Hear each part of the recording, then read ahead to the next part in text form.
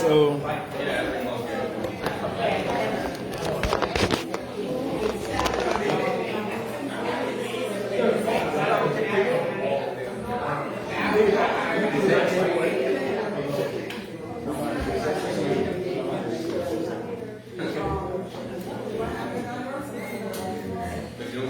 You ready? Yes, sir. This on?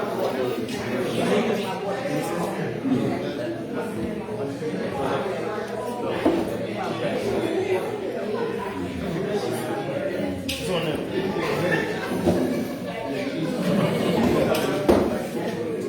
Assalamu alaikum.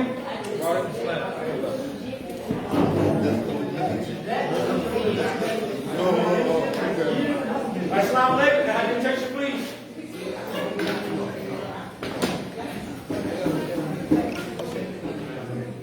Thank you. I'm going to go ahead and start with the second part of the meeting.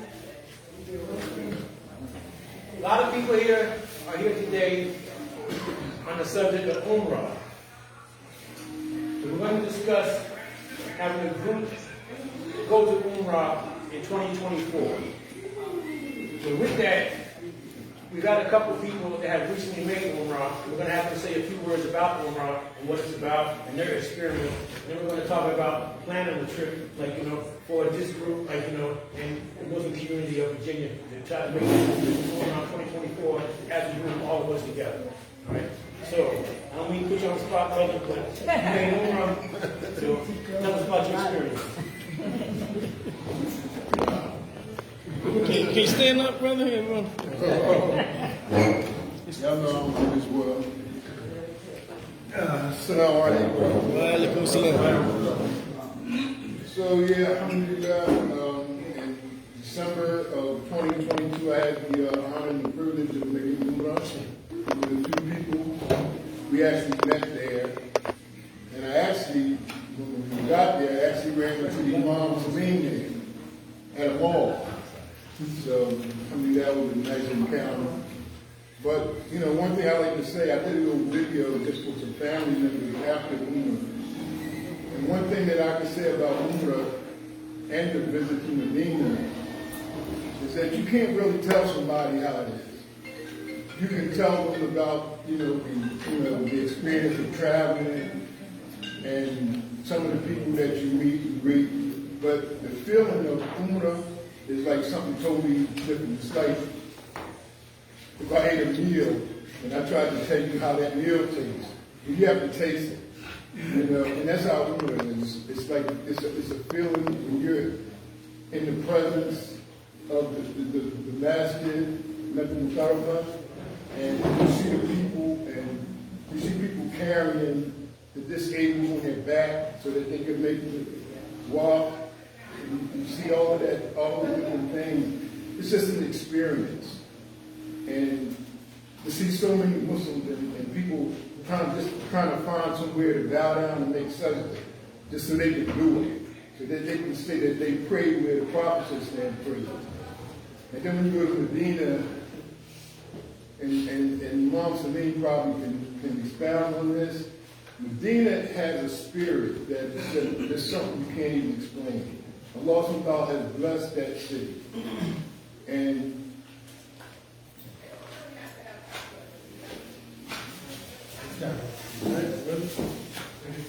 I was trying to do the video with Medina and I couldn't because, the emotions overtake me.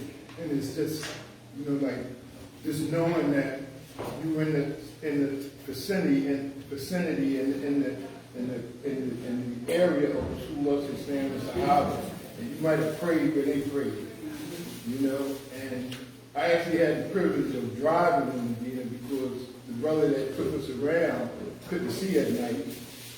So I'm driving in Medina and I'm thinking about I might have traveled on the same path that the camels and the horses did. So it's just, it's an experience that I can talk about it, but it's a feeling. So I hope inshallah anybody who hasn't been there, make every effort to go. Every effort to go because it's not something that somebody can give you. It's something that Allah will give you. The feeling. So, alhamdulillah. Question for you, though. Is it question? I'm sorry. I'm sorry. You ready to answer the question? Oh, no, I didn't have a question. I wanted to say ditto that, and I wanted to make an acknowledgement about my trip to Umrah. Okay. Is it okay? I have to come up there? Yes. Okay. I don't have to? Can I speak here? Can you hear me? All right. In 2018, I went to Umrah. I was inspired.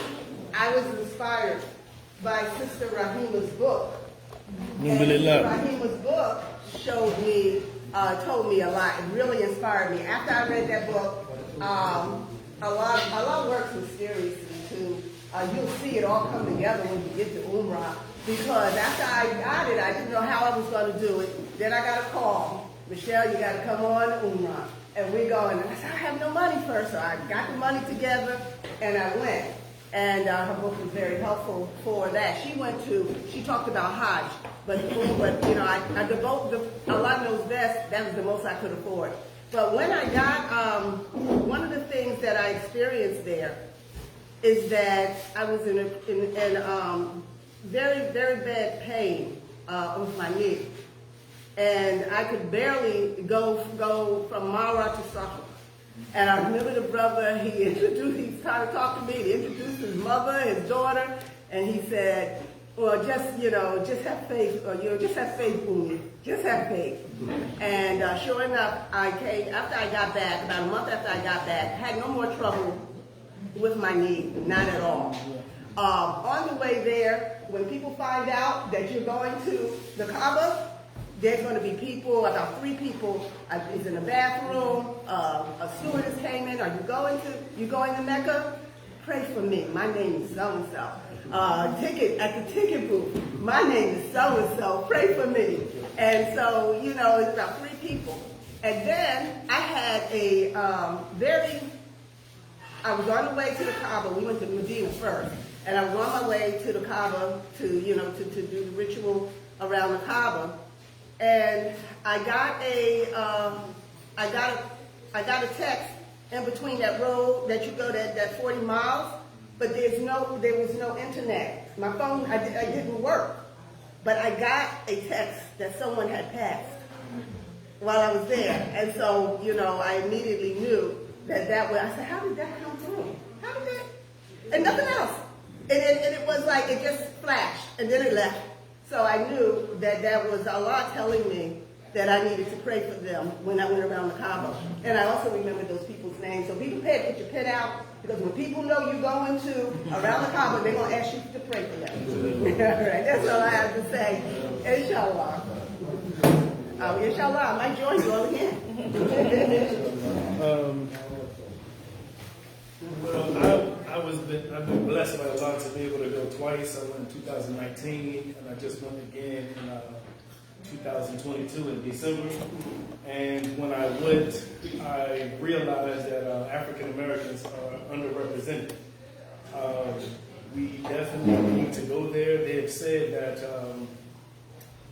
when the most Hajis in a community is a correlation between how thriving that community is. So we have to be able to make this 5th pillar. If we can, the Hajj is obviously one of the pillars of Allah, but in the Quran he also mentions Umrah specifically. He says make Hajj or Umrah. So if you are unable to make Hajj, I'm sorry brother, make Umrah. It is life-changing. When I went in 2019, it was the best experience I ever had in my life. And I went with some people that I knew, a couple of people that I knew when I went to the Atlantic Masjid. And I had prejudices about what Muslim countries would be like. So I went with my friends and not my wife. And when I got there and I realized those prejudices were prejudices, or something that just had made up in my mind that wasn't real. So the next time I went with my wife, alhamdulillah, and it was the best experience I ever had ever in my life. The only way it can be better is if my sons go with me the next time. Pray that you all go, you all take this seriously. If we're going to do it, I think it's in a year. Save money up to, I promise you, there's nothing you've ever been to ever that's like just the Umrah. So I haven't even made Hajj. just the Umrah. Right. Going to Medina, I recorded the people coming out the Prophet's mosque, and it took about 15 minutes. That's how many people were coming out. It was just an amazing thing to see. It dispels some prejudices that you have already. I'm going to tell one story just because I told this story before, and I disparaged somebody that I shouldn't have. So I want to dispel this. I want to change this. When I went the first time, I was with some people from Atlanta. And as I said, it's not a lot of African Americans that come in. So it was a brother there that had dreadlocks. They were down to his shoulders. And everybody from every store was coming out of the building, trying to touch him, trying to see him. They thought he was someone famous or someone who was a king. They kept asking him, "Who are you?" Right? So even when we went to the restaurants, they would serve him instead of all of us because they thought he was our leader. They was coming out of stores, grown people and children chasing him around, right? And one person asked him, they said, "Where are you from?" And he said, "I'm from America." And they kept asking, "Where are you from?" And I'm with them. This is really the first time we've met on this trip. So he and I both had the same epiphany at the same time. We realized what they were saying is, "No, what country were you from before you came to America?" And then he said, "Well, I'm from somewhere in Western Africa. Our people were captured, brought here." So he had this understanding. I always thought when people ask me where am I from, I said, "Norfolk, Virginia." What do you mean, right? I thought I had a chip on my shoulder, but they were really asking me where was I from before this. So while I'm there, I was in Mecca, very close to the Haram, and a young boy who was about 12 years old came out. I was with another group of African Americans. He came and stopped me and said, "Are you niggas?" Right? And I was completely out of my mind. Right? I didn't know what to do. I was having the best experience of my life, and then this happened. And I'm looking at this young boy. He's about 12 years old. And I'm staring at him like, "Why did you ask me this?" Right? What did he ask? Let me finish. What did he ask? He asked me, he said, "Are you niggas?" Listen to me before you. I said, I didn't say anything to him, right? So I'm looking at him, and then I walked off. And I was thinking maybe he got this from television, maybe he got this from radio, maybe he got it from somewhere else. So I came back and saying again that we need to have a presence there because the only presence that people have is news media, television, radio, what have you, when they have a negative image of us. So the next time I go, this last time I went in December, I tell the same story of this brother who's from Atlanta with dreadlocks, and another African American brother's in the group, and he overhears me, and he says, "He thought you all were niggas." And it hit me what he was saying. He meant from the king, the Ethiopian king. That young boy thought I was from the lineage of the kings, not that I was the N-word. And I had been telling people for 3 years, this young boy called me that. He actually was giving me the best praise in the world. So I'm telling you, it's life-changing in every way. Things that you think are true, things that you think are disparaging, may not be. You understand, you see people from all different countries. They're all asking you where you're from because they're all happy to see people from different places coming there. I know I'm talking a long time, so No, let me stop. No, that's good.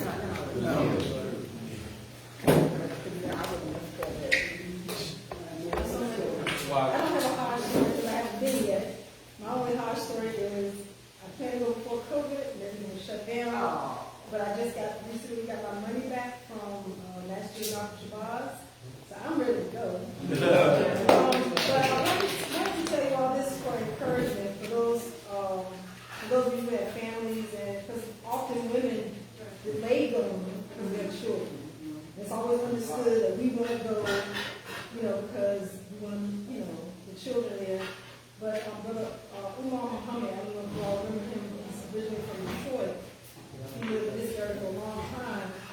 When Sister Amira, his wife, passed, when he remarried, he moved to Ann Arbor, in that area.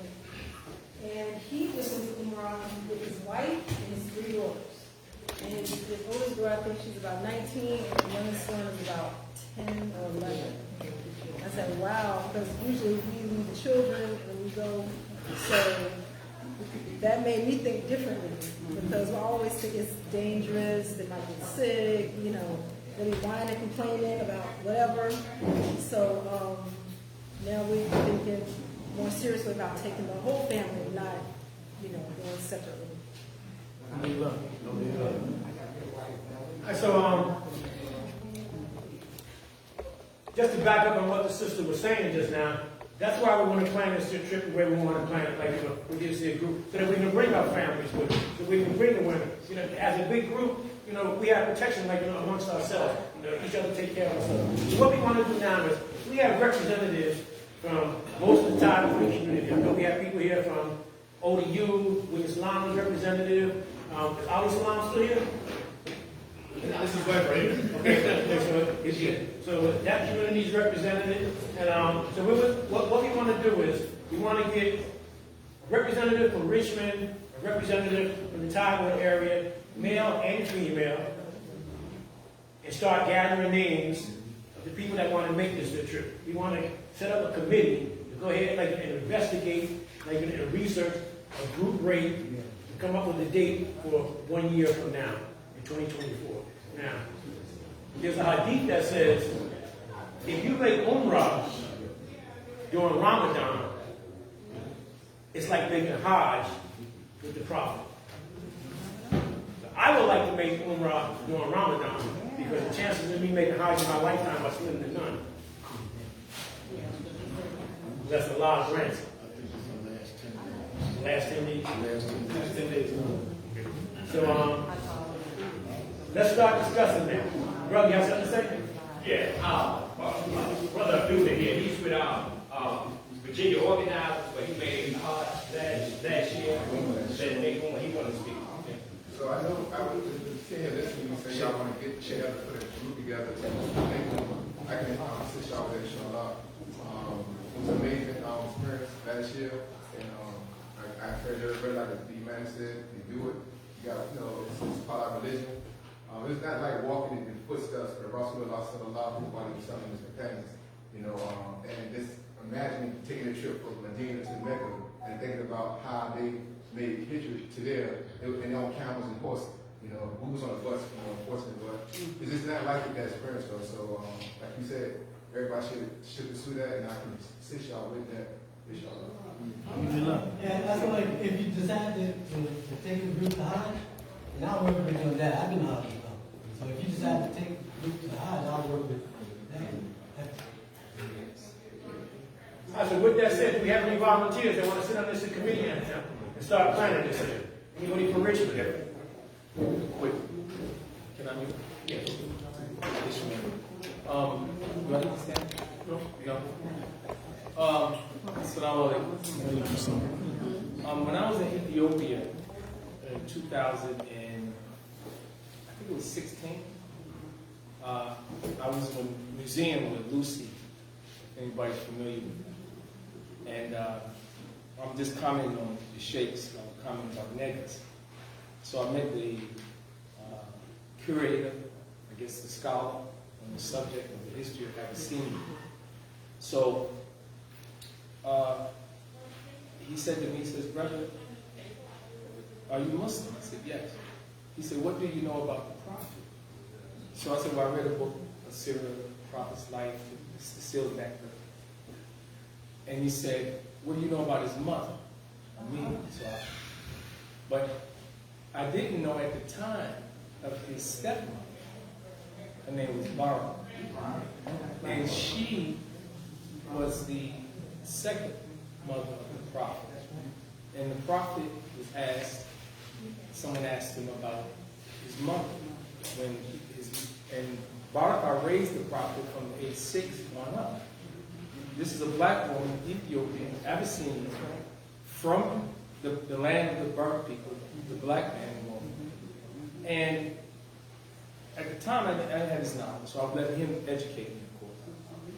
And then I thought to myself, today as the Sheikh is telling this truth, that the Prophet, first Sahaba, when they was persecuted, he sent them to King Negus in Abyssinia, which is modern day Ethiopia. Why did he do it?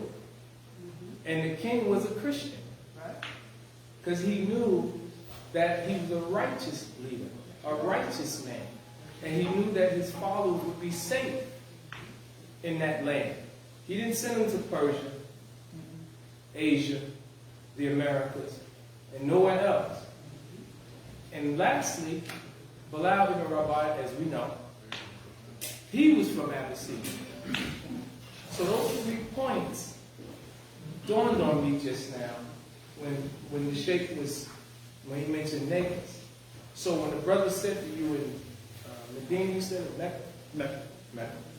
And we take it, as a black man in America, we get down. But I want to end with this point, that when I was in Dubai, I had a heated exchange with an Arab brother about the Cyril prophet. Yeah, and he said to me that I didn't know the prophet the way he knew the prophet. That ended the conversation. So that I just wanted to say. Thank you for that, brother. Yes, sir. Quick money committee. Excuse me? I want to go. Want to be on the committee? Where you from, brother? Sure, but not sure. Okay, wonderful, wonderful. All right, so we got Abdullah. Abdullah, Brother Musa, the 2 sisters, I don't know your names, sisters. Kalima. Okay, so if we can all get together, exchange phone numbers and figure out how we want to sit. And I know you've been, and his brother's been, so we need to contact 2 or 3 different, and the sister's been, we need to contact a few different travel organizations that are going to come up with the best price. Try to get it for approximately a year. Well, if we come up with a number of people that will be able to come, maybe in the next couple of days, because there's some people online that wasn't able to make this meeting.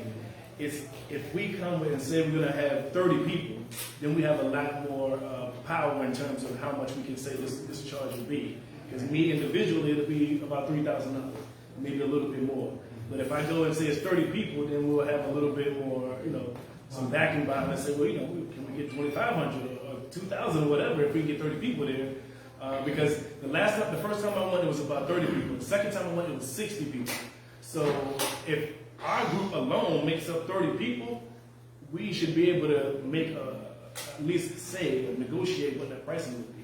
All right, so can we say that everybody who's going to go out, and get these names, say, give them 2 weeks to do it, and then we get together in 2 weeks and submit those names, and then start looking for these prices? Is that acceptable? And we're putting two people from Richmond.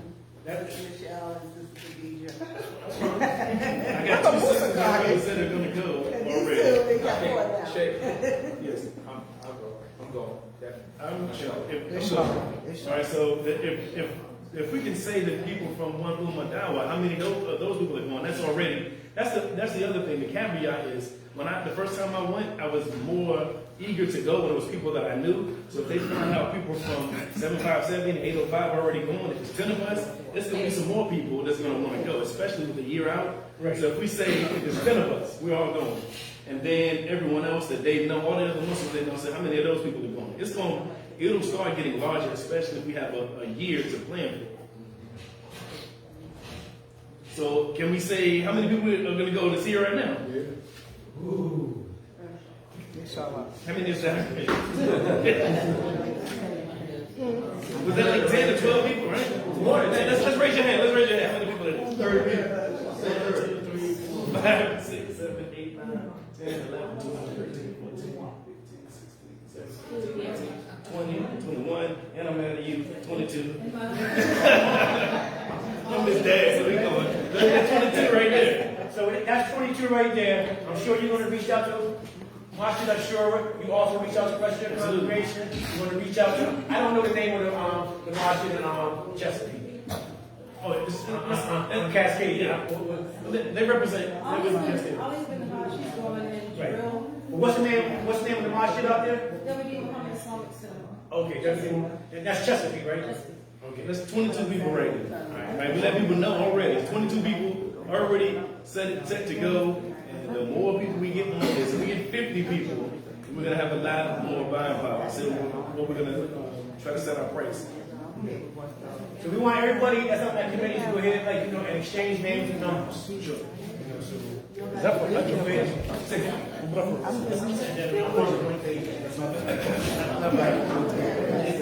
I'm pretty sure they won't. The ones that are gonna organize, they almost didn't make it.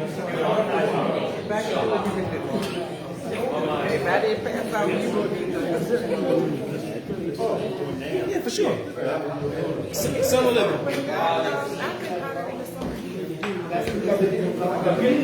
Get committee members and then get a list of the people that are saying they want to get that. So the brother asked, what about Hajj? Are we going to do anything to mention Hajj, or people want to make it to Hajj? Hajj is much more expensive. You gotta consider that. Yes, sir. So the trip that they were going on was about, I think, 5,600 initially. Yeah, so when you remember, Yes. yeah, Saudi Arabia pretty much shut it down. Right. They decided the hard package would be 13,000. That's what I was going to say. So it went from 5,700 to 13,000, and I think it's going to be a hard sell to get that. I mean, I can't afford $13,000, right? So I can put my hand down and say I'm not going to make it. Yes, sir. Yes, sir. Okay, so who said $14,000? So Sheikh Jabba, he was our guide. He was going between National Shabazz and the Saudi government. And they decided that there would be no more groups going with Hajj guides, those little businesses. And that we have to sign up as families. Like, we can't all sign up together. We have to sign up as individual families. There's no more reserving like a hotel for a delegation. Basically, they've taken over the whole Hajj. There's no more small businesses like to us. So is there? So what I'm trying to add here is that, did you say $14,000 per person to go to Hajj? To Hajj, okay. So this is way exaggerated number, and I feel like this is, whoever is offering this price is for sure trying to make money out of these people. Oh yeah. Which is not very acceptable though. But there are some agencies that they are doing really fair price, and it can cost per person, because you don't really have to stay in 7 stars or 8 stars or 10 stars hotels, because most of the time you will be maybe in Mina, Arafah, all these things. I've been to Hajj, alhamdulillah. It's not even half of that. It can cost you as much as $3,500 per person for Hajj for the entire trip. With the flight, yes. Whoever's trying to offer you the anything beyond $5,000, that would be a rip. That's what I'm saying to you, that we gave us this price $5,600, and that's what our money has been sitting there waiting for Saudi Arabia to accept our delegation. And they said they gave us our money back. They said now we can't go as a delegation, and they said the price is $13,000. They went on the high end. And they said, if you want to go to Hajj, now you have to go online and sign up. That's the travel agency. No, I'm not saying, I do think say that. It has nothing to do with it, because basically you can go on any visa right now and make Hajj, by the way. Excuse me a second. For our purposes here, I don't even think we need to talk about Hajj, because, I think we just need to keep it to Umrah. Right. Because I think it becomes confusing if it's like, we're planning an Umrah, but we might do a Hajj. So I think we just, for this purpose here, just Umrah. We're just going to keep it towards Umrah. Right, so what they did with all the people who sent the money for Hajj, they kept, there was $1,000 non-refundable fee for getting our visas and all our paperwork. So they kept that, but as a consolation, they said you can use that $1,000 for Umrah. So now everybody who was trying to go to Hajj, now we have $1,000 that they will put towards our Umrah. And then the rest of our money that we sent for Hajj, they send it back to us in a check. We're talking about upset people. We've been waiting since COVID to go. So it's not, and the brother, Sheikh Jabba, he's fluent in Arabic. He's working with the Saudi government. This father was the one that did the burial, the janazah for Naib Shabazz. So he's not just some guy. You know, so we waited for him to come back, and they put us off until they said the Saudi government decided they're taking over all the hotel arrangements, no more Hajj Mushidun, Guide to Hajj, all these people who had a Hajj business, they're cutting them out. So you got to deal directly with, yeah. You want to go, you deal with them. And so these businesses can't make a profit on their group. Right, but they're gonna make, so they chose the high end, instead of saying, oh, we'll make it 5,000 so everybody can afford it, they chose the high end. And so therefore, the group Matching Malcolm Shabazz decided, well, let's try to go to Umrah. So they also want to go as a delegation to Umrah. Okay, so that's what we're going to focus on, so Umrah. So I say, like, you know, I don't even think we should mention Hajj, like, you know, just keep it like with Umrah. So, Can we focus on Umrah Ramadan? excuse me? Are we going to still try to focus on Umrah Ramadan if we can? Well, the people in the committee will organize that, like, Inshallah. If not, I'm still there. see, because if we shoot for Ramadan, it's going to be less than a year. Because Ramadan should start, like, you know, next year around March 10th, March 12th. Like, you know, so that's going to really give us about 10 months instead of a year. Is it about a week long? Yes, it's 10 days. So that's what I was going to say. So the most people will be there at that time also because everybody knows the hadith that you mentioned. Right? So I just saw recently somebody said it was about between 2 million and 2.5 million people there for the Umrah during those last 10 days. When I went, it was in the spring one time and it was in the fall. And the weather is not bad at all any of those times. But it depends on whether if you want to be with 2 million people or you want to do it because Umrah is whenever, except for the Hajj season.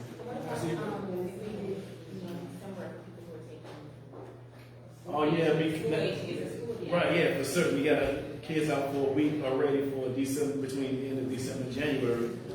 So kids can go. That's definitely a good idea. Yeah, right. Yeah, because our kids were, but I didn't take my kids with me. But that is ideal. So when we get this committee, we'll talk about that. What's the best time to do it? We got some options. People are considering Ramadan. People are considering between December and January. Well, if we make it a Ramadan, as the hadith suggests, it's like making Hajj rituals. Right. So we make it Ramadan, that'll settle all of it. Right. That'll settle everybody's crowd there. I'll take it. Any more questions or concerns? Anybody want to say anything about Umrah? Any more volunteers for the committee other than right here? There may be some people online. I know Sister Sweetia Fareed, Imam Fareed's wife, wanted to see this online because she's interested in it because she's never made Hajj or Umrah. So I'm sure it's going to be some more people volunteer. And would you like to be on that committee also? About, and Brother Tariq, would you like to help us out?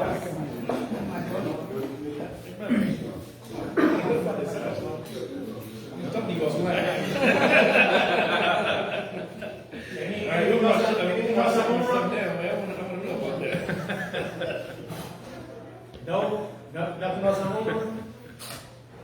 Alright, so Maybe we can have a report at the next Umrah meeting. Put that on the agenda.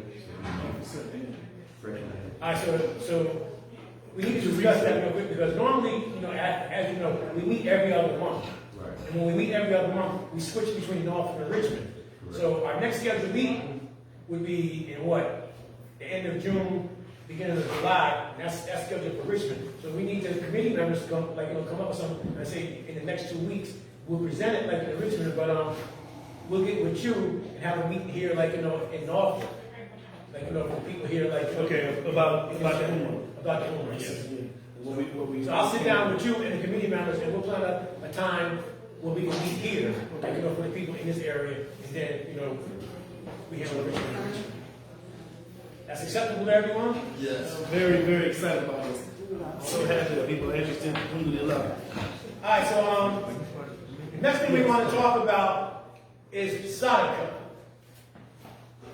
Now, when we first came together, one of the things that we did was we raised money so that we can put wells in countries, Muslim countries that have no water. So we've got one well in the Indonesian country that we raised the money for. Now, it has come to our attention that some of the brothers, we want to continue to do these type of projects. So we want to talk about that now. Some of the brothers, have suggested that we continue with the wells, and other brothers have suggested that instead of sending this money overseas, maybe we can find something to do with that money, right here, in this country. Now, just to let everybody know, some of the things that we've done this year, as far as Sadaqah, is we just recently donated $760 altogether. I know we gave you a check for $760 in cash. Plus the $100. Well, that was 660. Yeah, you're right, 760. Right, 760. So we donated 760 to William Salam for their daycare center, project. We're presenting a check today to Sister Michelle for $100 for your organization. We have a check for you. Thank you. We've given money to individuals, and we don't know exactly how much money because we just sent a text out, for Sadaqah for individuals that need it. I know at least $300 have gone out, to individuals that need a Sadaqah. So we've, over the last 8 months, have given approximately $1,200 out for Sadaqah. Most of this money comes, we just go make phone calls. Hey, somebody needs help. Can we get, donations? That's how we've been doing it. But if we're going to continue to provide Sadaqah and do these things, we need a permanent source of income coming in. So what we would like to do is, we would like people to commit to $20 a month.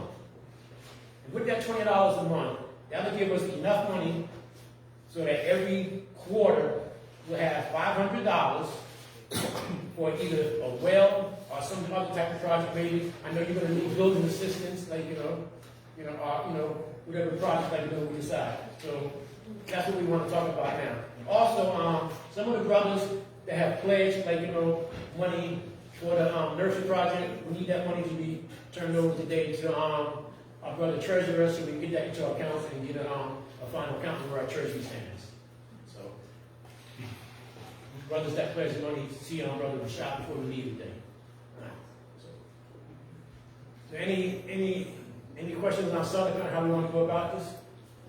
So the $20 is we gonna do that on Zelle or Cash App or Zelle.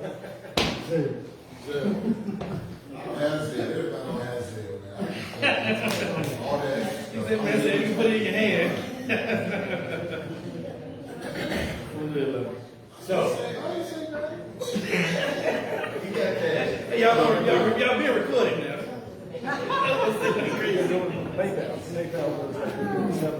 So how many people are in agreement, and will commit to $20 a month? Can I hear that? Huh? I thought you. Can I give it that? You can give it now, put it up here in advance if you want. Oh, wait a minute. I thought you were telling me. Oh, wait, put her hand in there. You got 40. Okay. All right, so with that, so we're gonna set up a Sadaqah committee, to deal with Sadaqah. Now, we want everybody to understand that the 1Ummah Dawah project is a statewide organization. We're not just here in Norfolk. We have members in Richmond and what was the Farmville area, in the Lynchburg area. Lynchburg. Right. So so what we do is we collect the monies and we distribute them to who we feel needs it, whether it's Norfolk, Richmond, or wherever throughout the state. We're looking after the Muslims in the state of Virginia. That's our goal. And that's the next thing that we want to talk about is what the 1Ummah Dawah project is about. Why we hold these meetings and why we're trying to do the things that we're trying to do. And with that, I'm going to turn it over to Brother Musa and say a few words about that. You got the mic.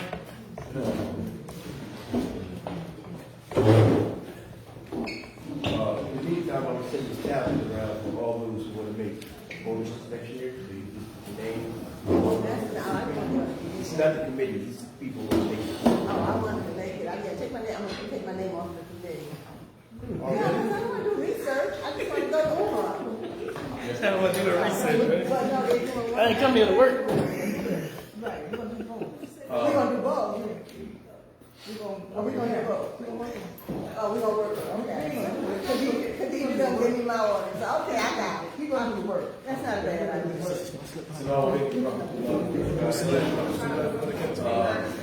Real quick, Omar's full of surprises, and this is one of them. But real quick, my name is Musa Salam. I co-director or founder along with Saad Al-Amin and Umar as far as 1Ummah Dawah project. Real quick, a little history. About 8 years ago, my children attended the Grand Walking High School in Atlanta, Georgia. And while I was there, the air conditioning unit went out and needed $10,000 to replace it. So a group of brothers from the community, outside the community, with Jamaat, came together and they turned out to be 100 of them. They all gave $100 and raised that $10,000 like that. Okay. That inspired them to set up a 501c3 organization called Muslim Benefit. I got the idea from that. I brought it back to Richmond, and I figured it'd be a good thing for the Muslim men in Richmond to do. And whatever problems that the Muslim community in general had, we would address them as best we could. And that went pretty good. However, there was a need to expand that idea.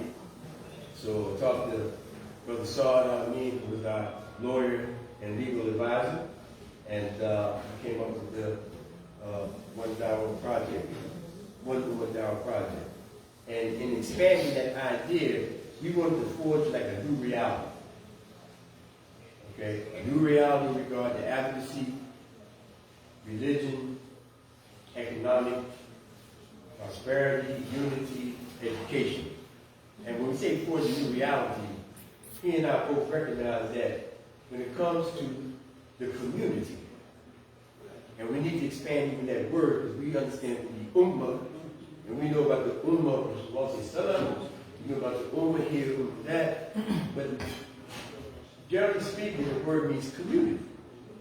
And when it comes to the community that we live in, the Muslims are, in my opinion, invisible when it comes to helping the community in regards to food, clothing, shelter, health care, education, employment,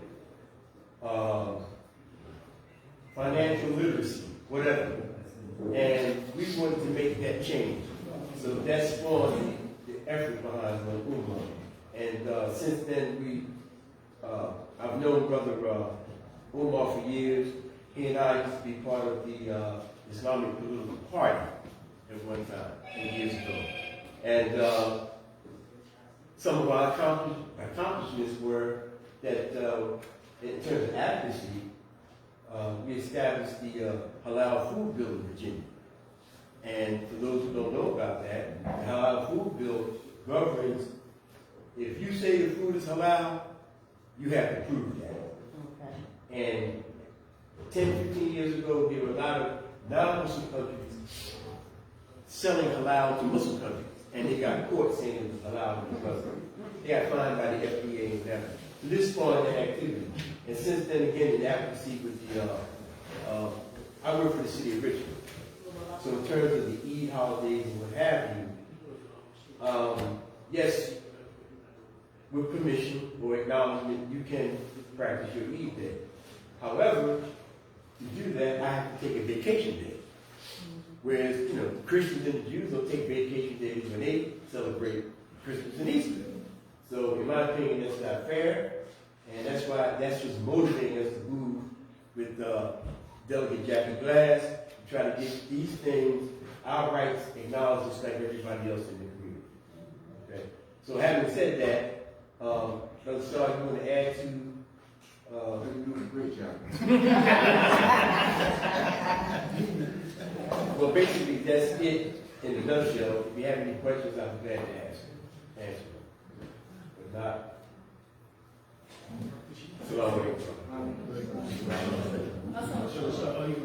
Yes, Sister Sue is on the line. I guess she's watching. Is that Facebook? Yeah. Oh, okay. She went. I saw her. Go ahead.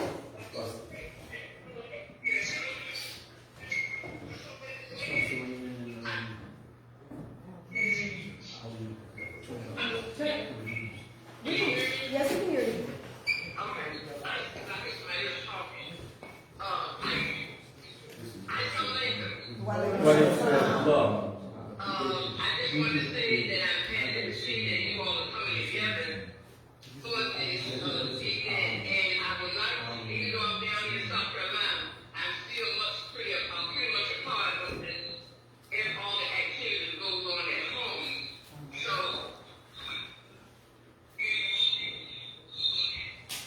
and I want to go to Umrah since my chances of going to Hajj at this point is probably next to none. Only Allah knows, and He can change that.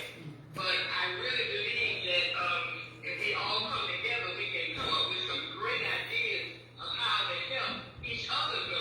Because anybody that wants to go, we should try to make sure they go. Yes. Great point. Yes. And we can do that. That'll be a definite form of saga.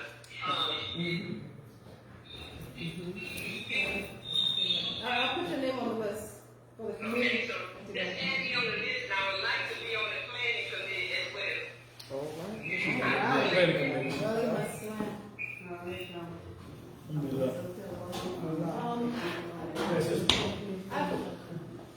I want to say something about Juma prayer. You were talking about taking off days to go to the Eid. I have the same issue in school, except for they will let us take a personal day for Eid and then a sick day. But like I said, it's coming from our leave, you know. So my issue with Norfolk has been going to Juma prayer. So as a teacher assistant in Chesapeake, I went to Juma prayer, no paperwork, no problem. I became a teacher in Portsmouth with a class, and the principal said, find somebody to watch your students. No paperwork, no problem. I went every Friday. I would leave my students at their resource class.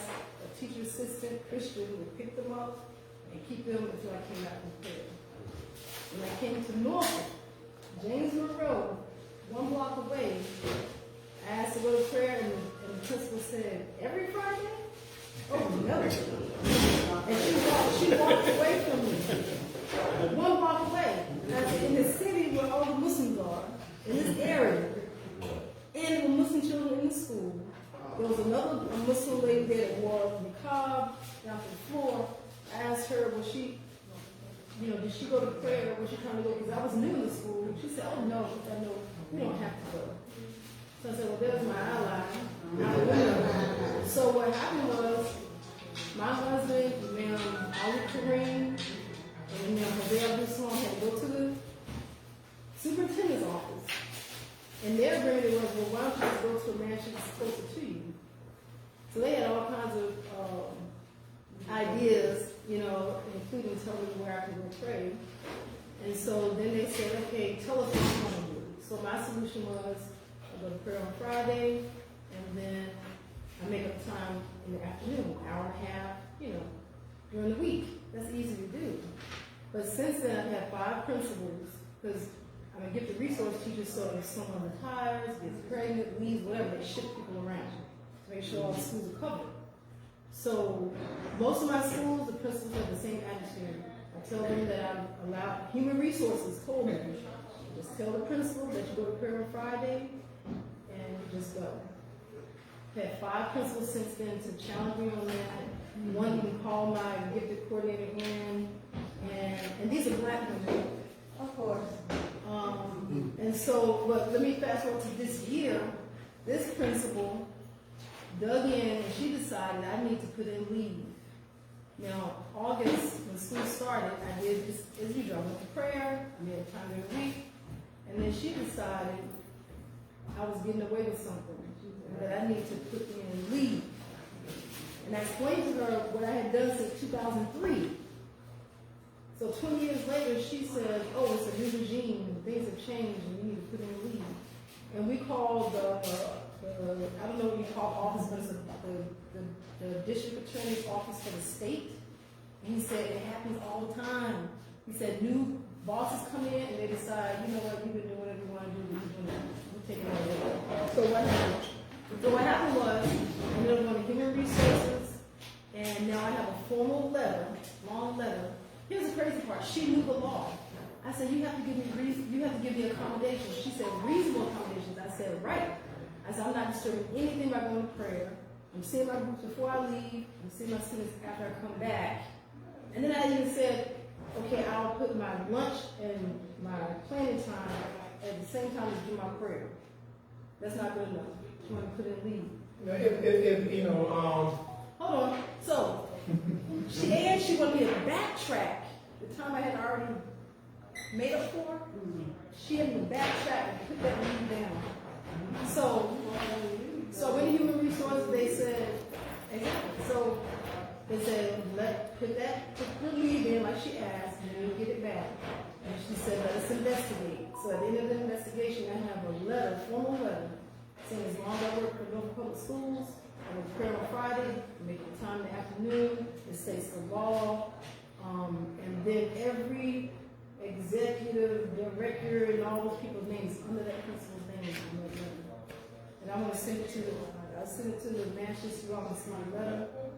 But what I see is people not taking advantage of their right to go to prayer. And so people like her think, when I go, oh, how can you just leave and go to prayer? No penalty, consequence, without giving up something. You know, so I would send a letter, but definitely it should be easy for us to go. Even our children, we take our children out on Friday, they go back. We let them know we're going to do the service, it's no problem. But if you don't tell them, then it's a problem.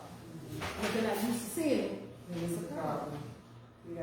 And if you're telling people you don't have to go to your own religious service, that's the problem. Only you who believe. That's the problem. I'm going to call his name on Friday. That's the problem. Stop all business, traffic and trade. That's the problem. Attend this service. That's the and problem. then go back to your work. But we're telling people, oh, I'm a woman, so I don't have to go. But I'm saying, I'm working during prayer and then saying, I don't have to go to prayer. That makes no sense. That's the problem. You know, so then I come along, it's like, you don't have to go, you just stay here. If I may, sister, one of the problems that we have right now is we don't have enough people in all the different cities, to address these school boards. But right now, I'm working with Norfolk School Board, Rocky Jordan, Carlos Clanton, and Tanya. I forget Tanya's last name. And we brought up these issues with them. Because we're trying to allow foods introduced into the Norfolk public school system, because that's what we're working with, and we're also trying to get the Juma situation straightened out. And one of the things that Jackie Glass didn't mention was Juma was part of the bill that we tried to put through. Now, there was a Muslim, Sam Rasul, Delegate Sam Rasul from the Roanoke area. He sat on that subcommittee. The question came up about Juma. Jackie Glass, not being a Muslim, not having the knowledge of Islam, was not able to answer the question because they were under the impression that we want our kids excused from school every Friday. So we're trying to explain to them, no, Juma, when you go to Juma, then you go back to work, you go back to school. But this Muslim brother, Delegate Sam Rasul, sat on that subcommittee and said nothing. Did not open his mouth. Now he voted in favor of the bill, but he did not open his mouth during the discussion, of that bill. So these are the problems that we're having. But we're working with Norfolk, Norfolk School Board. Also, for those of you that don't know, changes are being made, throughout the state. Loudoun County has allowed in their school system. Henrico County has it in their school system. Right. And for any holiday that we have, they're out. Do my prayer Friday, teachers and students are allowed to go with no hesitation. Because they have delegates and senators that come to the masjid, that know the people that quote unquote run the masjid. I'm going to put it like it is. And they come and they honor them and they respect them, and that's how it's done. And they don't have no problem at all. Another problem that we're having is, Ishmael, you can speak on this also. Myself, Ishmael, Brother Ali Salam, and Brother Rashid attended the meeting a couple of days ago. Brother Musa and myself talked to the same person yesterday.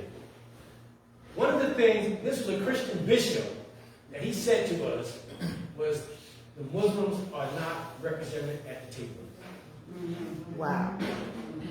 He said, like, what did he tell us yesterday, Musa?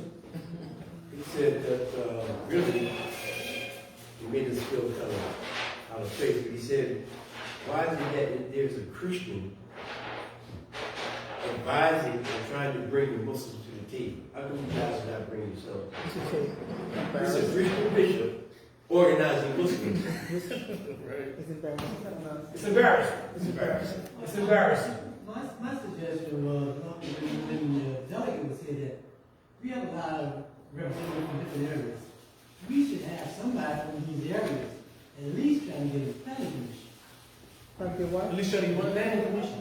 Planning commission. And starting, we should have somebody at least trying to get on the planning commission. And then, from there, you know, the next We should have Muslims trying to get on every commission. We should Yeah, have Muslims involved in planning everything. commission, because that's the easiest one to get on. You don't have to vote. You're not voting for that. But we should have Muslims involved in everything. Like I say, the Muslims, they don't go to school board meetings. They don't go to city council meetings. Like, you know, we're not represented, like, you know, in these areas, like, you know, that count. And this is why we formed, one of the reasons why we formed the 1Ummah Dawah project. Because we're going to act as the middleman, like, you know, for all the communities. Like, you know, we will go and we will reach out to these delegates and to these senators and these politicians. Like, you know, we'll take the brunt of the force. Like, you know, we're not scared. Like, you know, they can't do anything to us. Allah's behind us. I understand that. So we want to be a bridge. We want to be that middleman. Inside. Once we're inside, we can have some input on the decision. That's right. That's true. That's true. But we need, but that's what the 1Ummah Dawah project is about. Is getting Muslims, like, you know, involved, like, you know, as a collective, not just William Salam doing their thing, ODU doing their thing, Ashura doing their thing. We need to come together, like, you know, and work as one Islamic voice, one Ummah. You know, that's what we need to start doing. And the reason why Henrico or Loudoun County is because they have large Muslim populations. That speak out. That speak out. So the reason why we moved to make it law is to protect those areas that don't have large Muslim populations and they don't have a voice. That's why we want to make this state law. So everybody's covered. But also, I want to say that we need to see more of our own faces. As a scarf on our head. Sometimes brothers, I mean, let's be honest with everybody. You go into some place and, I mean, you say you're Muslim, but who knows you're Muslim? Because you say it. But if I walk in there with a scarf on my head or a turban on my head or a gele or anything other than any kind of wrap on our head, it doesn't matter. They'll either know you're Afrocentric or you're Muslim or you're something. And then that's when we start coming together. And I always say, I know with 1Ummah, I always said to you, I said, we need more sisters. We need to be seen. And we need to be seen. And I really appreciate today coming to here. I really, really do. Because to see Senator DeGrasse and the other sisters that's there really speaking up for us and having a voice. Because, I mean, it's about time, you know, we start having a voice too. Because if we don't, it's the only thing they think about is the sisters of, well, you may gotta go home and talk to your husband. Yeah, we do. But we also have a voice. And because we have children that's in that school. So yeah, so we're trying to rewrite that legislation to include Juma and all these holidays. So to speak. You know, I just want to point out though that our initial thrust was holidays. And you know, this debate about, well, Juma is more important than the Eid, and Juma, we get that. We get that. But we want to start with the holidays, and then move towards, that'll be more easier than getting legislation to have us come out for prayer, this, that, and the other. It's on the books, it's on the federal books, it's on the state law, we do it. But we have to engage in the political process and get it done because we live here in America. We have to do that. So whatever that, like I said, the sisters were here, we support them. They get a lot done for us, and we appreciate it. And also to the Juma point, I say, like, you know, we work with Norfolk School Board. We're trying to get Norfolk School Board to allow, like, you know, Juma in the schools, like, you know, doing this stuff like that. So we're working on, like, you know, things like, you know, that's going to make it easier, like, you know, and more, like, accessible for us, you know, for us to do these things. You know, 'cause why can't they have Juma during lunch? They can. So, say so. But like I say, we're working on Norfolk different. What school system do you work in? Norfolk. Norfolk. Okay, so. You know, but like I say, like, you know, we got sisters like, children in Richmond, Chesapeake, Farmville, all over. You know, so we need to, attack all these school systems. Somebody. So I'm a community organizer myself, right? And I've been organizing for 6 years. And I go to the General Assembly every year. I talk to the delegates, senators, U.S. and state, on a regular basis. If you don't speak up about certain things that directly affect us as a community, Muslim community and outside community, then you have not, your vote or your action, your say so, is not being taken into consideration. So, like you said, I stress to people to actually, like, what I do is, anytime I have a campaign, like, for example, if people wanted to get off the road that you want, I put together a survey. And I take the survey and I take it to all the people that's affected, and I take the thing that's blocking us. Once you submit that, once you get out the survey, it can be 400, 500, then you submit to the city council. It got to be something, because there's 500 comments about somebody, the people that work or do something in law. But that's how you get things done. Everything every time I do something like that, I get it done. So, because always remember, the squeaky wheel gets the grease. So if you're not vocal, nothing's going to happen. There will be no changes if you're not vocal. So. But it's all right, it's a law, but people aren't taking advantage. Like I quoted the law to her, she quoted back to me. That's they couldn't get a letter.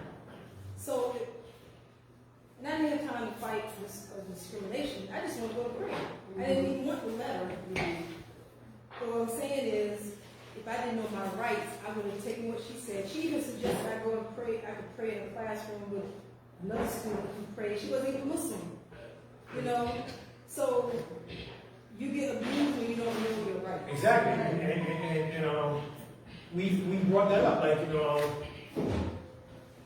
these school policies, there is a law, that says that they have to accommodate. Right. But they're not going to advertise that. They're not going to, there's no handbook, that says that, because we were surprised when we read the law. Right. It was like, well, they didn't make too many changes to this here, what we're trying to do. And we were surprised it was already on the books, but they don't tell you that it's on the books. And so they don't enforce it because nobody is crying about it. The lady in Human Resources asked her, because then she wanted me to sign in and out. So I'm signing in to come into the building, and then she wants me to sign out when I go to during prayer, sign in when I come back. And then one day she said, well, you came about 15 minutes late. You didn't put in leave for that. What? But I left 15 minutes late. So she was trying to track me, but the lady in Human Resources said, well, when someone leaves for anything else, do you make them sign in and out?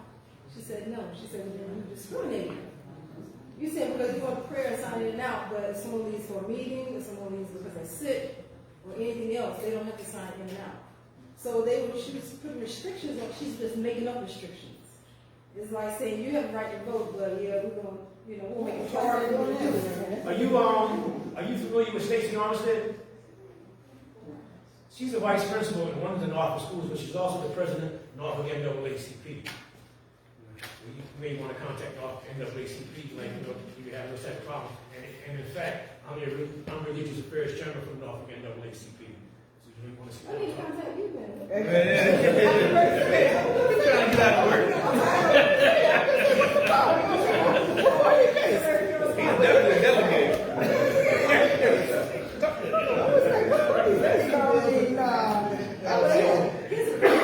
The same school, they had an Easter egg hunt for the whole school. They had take a picture with Santa Claus. The whole school. There's no one in the top there ignoring all the face. It's crazy, but they were getting away from Christmas trees in the school, and then they're going back. Yeah, they're going back. They're going back to exclusion. Because people aren't saying anything. People people are silent. Like I said, as long as you remain silent, they can do anything they want to you. And we've learned this. History has proven this time and time again. But I can say at Chesterfield Academy, the assistant principal there, she on the first day of Ramadan, she said Ramadan bar without hesitation. She didn't say how do you say it and all this stuff they say. She worked in Dubai for 3 years, and so she wants me at her school. But this other principal, She don't want me to leave and don't want me to stay. Right. So, but it's about education. When people feel comfortable with us, then they don't feel like, oh, you're trying to get away with something like getting off on Fridays. I want people to say, then everybody want to get off on Friday. Like, oh no, listen to the school. You know. So we're gonna get ready to close it up now.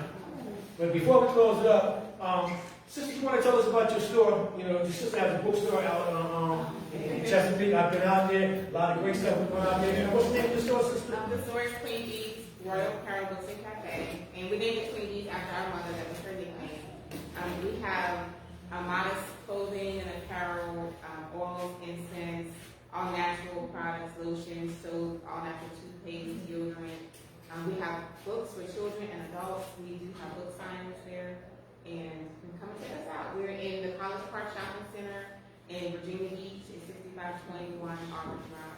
It's on the border of Chesapeake. Yeah, right on the And I would like to say that I was in there a few weeks ago, and I've never seen that many children's books on this land. No. So you've got the largest selection of children's books in this land that I've seen in the area. So, you know. And you can follow us. We're on Facebook. So that's important for us. Anybody have anything, any question, any concern? Brother Saul? Yeah, there are several things that you have and need to take advantage of. I do, as part of my practice, I represent teachers and staff with regard to disciplinary actions. So what you have is you have a grievance procedure, which you can file a grievance, formal grievance, with regard to what the supervisor does or does not do, for which you have certain rights. Once you file that grievance, then the Virginia Education Association has you to serve directors in every one of your schools. And they will represent you, free of charge. It's you serve. It's all. Every school, Virginia Education Association is a union. And whether you are a member of the union or not, you are entitled to be represented by the lawyers or advocates that are employed and work in your school. So don't ever let a principal guide or dictate your life, because they can't. Okay?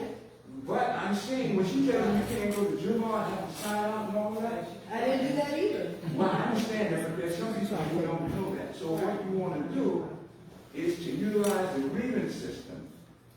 And then once you've got a grievance, then you should call your local masajid so that the imam can come and be a witness for you with regard to Islamic issues like Juma, explaining that to the hearing officer or whoever is there.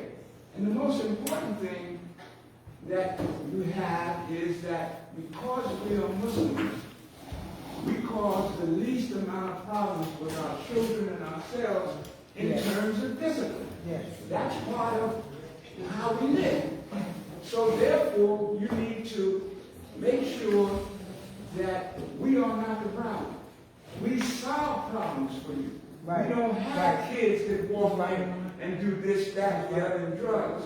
That's because everybody is trying to get control over the school system. That's right. But Islam is the best control. That's right. And so therefore, push back. That's right.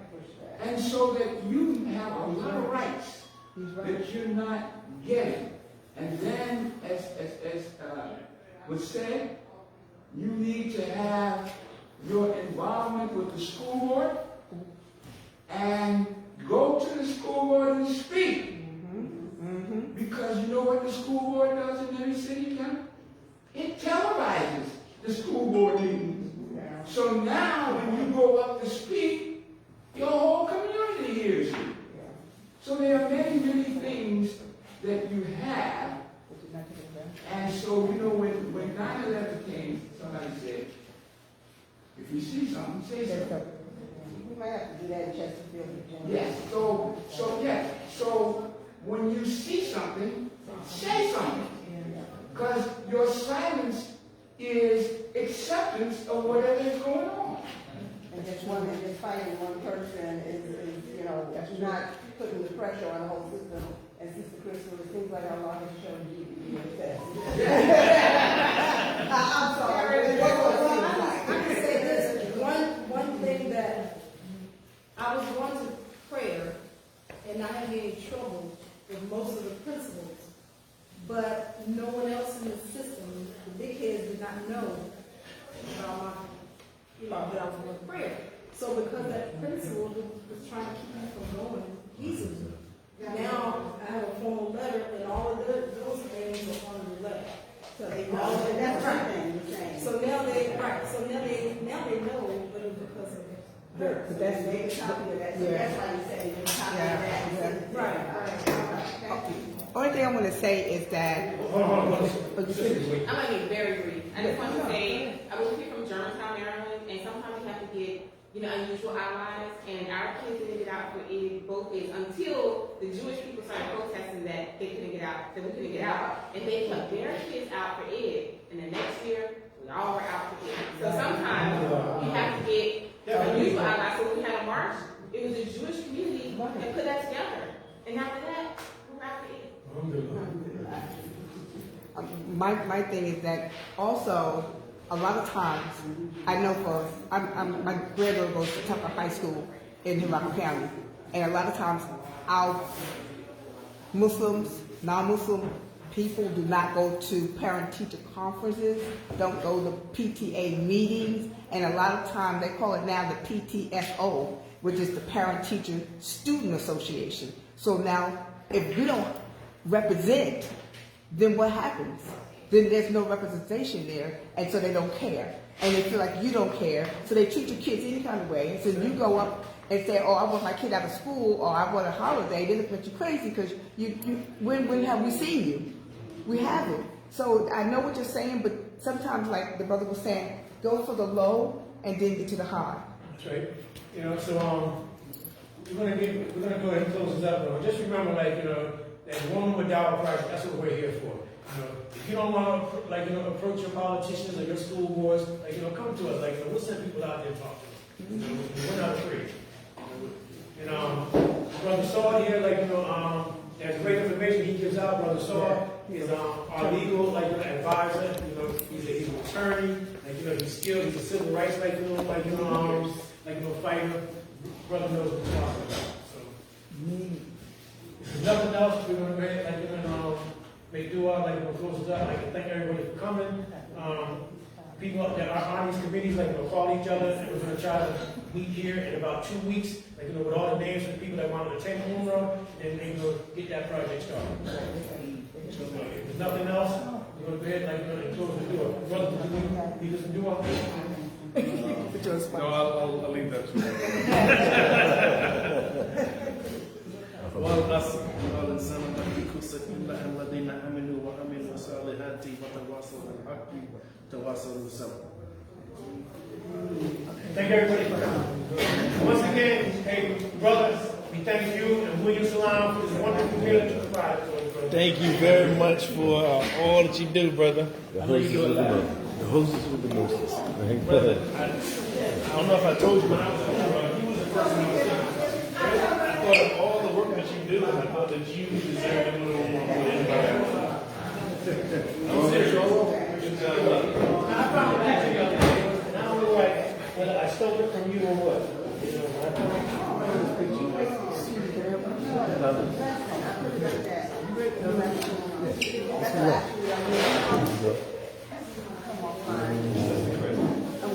Brother, I had the same thing in mind. I'm going to get up and stand by. I couldn't concentrate on the meat.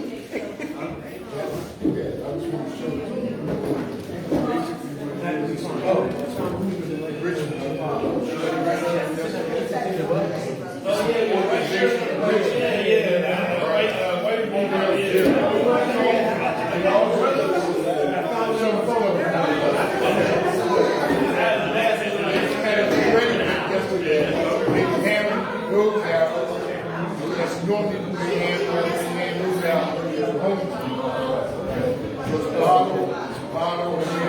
orders, gloves, socks.